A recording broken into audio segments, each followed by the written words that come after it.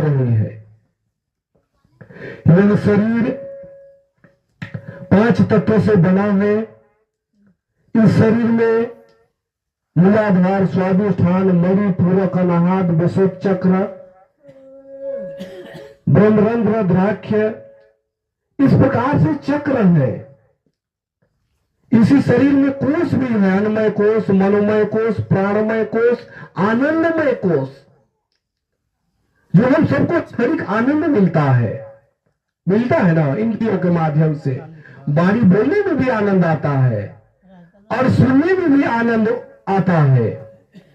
और यहाँ के सुखों को हम सभी इतने गतिमान देते चले आ रहे हैं। यह मन का चलायमान गति है। जब सदगुरु कहते हैं कि सुख जो है एक शरीर का होता है, जो किसी तरह से अन्न जल शरीर को भरपूर मात्रा में मिल जाए, शरीर स्वस्थ रहेगा। और मन को नाना प्रकार की भोगने की इच्छा होता है, संसार के सुखों को, दुखों को, वो मन है।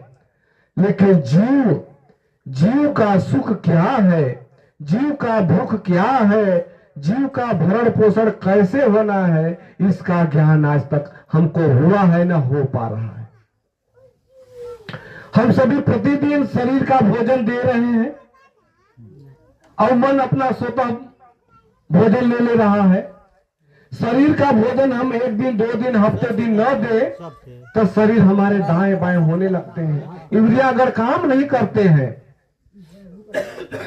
लेकिन अब विचार करें, हफ्ता दिन अगर शरीर का भोजन ना दे तो शरीर चलने में असमर्थ हो जाती है।